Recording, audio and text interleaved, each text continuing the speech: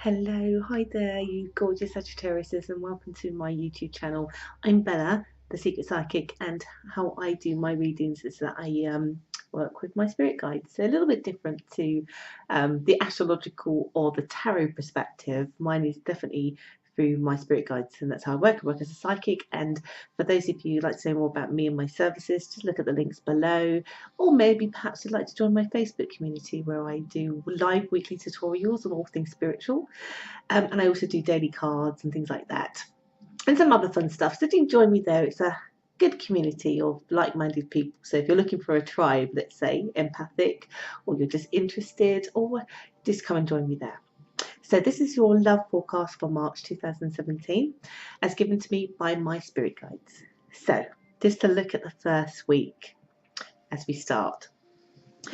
My guides have been showing me that in the first week, basically, very out of character for quite a lot of you, because you're very positive Sagittariuses and you're very solution focused people. But when it comes to matters of the heart, let's just say somebody, and this can also apply if you're newly dating as well, but somebody in that week really has got to you. So if you're an established connection, there is something that that person's not been doing for a while, or that is really, or has been perhaps doing for a while, but has really been ticking you off. It's been getting under your skin, it's been grating, it's been annoying, it's been hurting.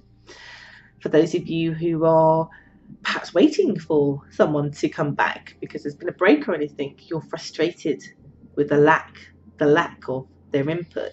Maybe you're trying to re-establish a connection, but there is a lack of. And perhaps you're just newly dating somebody, or you're just starting to date somebody, but there's a frustration, there's something really annoying you, really peeing you off, if I'm being honest with you. So much so that, unlike you, it's not that you don't say things, because you do, but it feels to me that in that week you really say something that I would say here is more about your frustration and your perspective, and it comes out probably a bit too blunt or too cold, or very, very cutting, like super cutting, like to the point where I know a lot of you will regret what you said, because I get apologies being said afterwards. It feels like you go for the jugular basically, and perhaps a little bit too personal, but it's because you're just frustrated, so it just comes out in a probably not so good way. But in a way, and it's not that I'm advocating this, because quite often when we have readings, sometimes it's about insight so that we can make decisions to kind of go one way or another. But I do know, because of what I'm going to say next, that actually it does work to your advantage to clear the air, to get things off your chest, to say exactly the truth, your inner truth, your highest truth, even if it is not said necessarily with quite the eloquency that you would normally say it, and perhaps with the hurts that you don't intend to have, because you're just so frustrated about it. It does actually helps a lot. However, for some of you, particularly if you are dating, you may not see that person again because you pretty much hurt their feelings. It does get them to think, but it does hurt their feelings. So again, if you're in an established connection, whatever it is you say to somebody that's quite cold, cutting and hurtful does actually hurt them.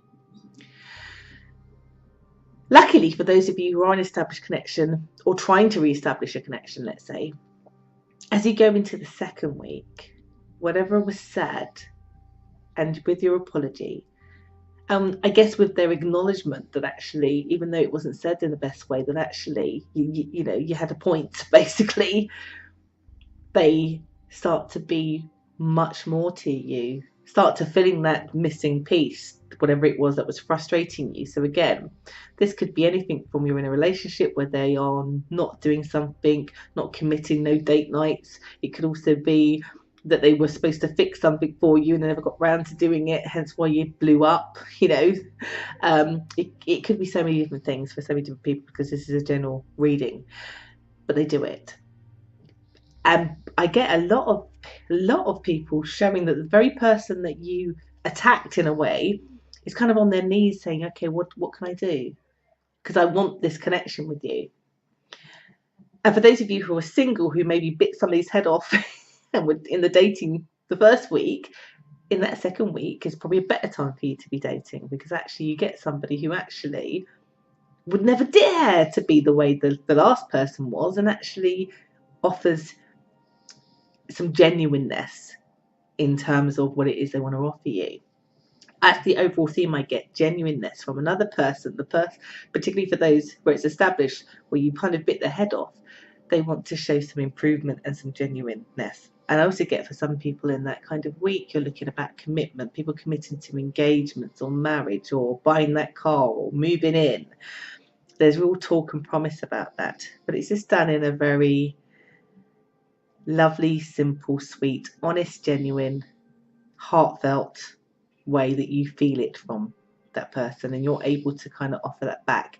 It's a bit like that whole scenario about, sometimes it's fun to make up. Well, in that second week, it pretty is more than fun. It's love, it's good, it's appreciation, it's recognition, it's I won't ignore you, or I can be better, because actually you do mean more than perhaps I'm allowing you to believe. Particularly for those where you're trying to establish a reconnection and perhaps that person is not as forthcoming, hence why you've got fed up. It feels to me that they get it, that if they don't improve, then they'll lose you to somebody else. Simple. And then as you get into the third week, that just continues. Quite frankly, I get a lot of nurturing energy, real input into the relationship. And again, this will apply to even people who are newly dating. They do more. They talk more, they communicate more, there's warmth, there's love, there's hugs, there's plans, there's nurturing. I get a lot of time spent with that other person. In fact, I would say here in that third week, your connection to somebody romantic is far more important than work or anything else. I get a lot of you and them time. Again, for some of you, you'll be thinking in that third week, as my guides explain it to me, talking about expanding that relationship. So again, there's continual talks about moving, engagements. For some of you, it's coming up as talking about expanding your family. So you may already have children and looking to have more. That is the whole nurturing aspect. The overall feel I get for that week is pure contentment, if I'm being honest with you. Content that you feel solid in a relationship, and some of the worries that you had before, or that frustration that you had particularly in that first week, just dies away again. I think relationships can be like this, can't they? You have your highs and your lows, even those that are newly established. There's a word establishment that kind of makes is the key word there. You're having to try to establish the right kind of foundations in order to kind of move forward into this relationship, established or not, in a healthy and better way.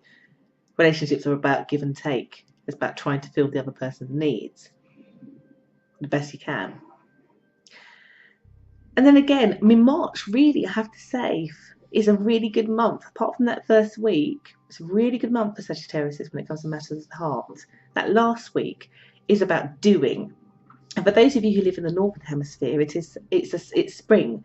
It is the days getting longer, the days getting warmer, and actually with that energy, that infuses a little bit into this love, energy, and connection that you've got going on for you in that month. And basically, what it's saying to me is lots of plans are made. I get lots of outside activity. I get introduction to friends. I get family time being spent. I get plans. I get going out, but it's outside stuff with a significant other person. Like, it's an active week. But again, that closeness and that contentment is greatly there. For some of you in that week, there is like being introduced to family, but also like being taken to family events or weddings or things like that seems to be coming up. Lots of good things. Lots of good things. Lots of activity, which then helps with continuous planning. So for some of you in the second week, where actually what they did was to commit to something, particularly if it was engagement, it's in that last week that you're beavering away planning, let's say. Now, for those of you who are single, you just get in really quickly, I would say, attached and established with somebody who is actively participating in the connection with you and wanting to grow that bond as soon as possible. So spending a lot of time with that person, basically. It feels to me that for March, a lot of you Sagittarius will be spending a lot of your focus and time with the person that you're having feelings for or that you love. So enjoy it. It's a beautiful thing. So I do hope that's helped give you a general overview for love when it comes to March. Again, if you like this, do like, share, do subscribe, do comment. I do love to hear what you have to say. And again, if you'd like to know a bit more about my services, just look below. So I do hope this has helped you. Take care and have a fabulous, fabulous March. Bye-bye.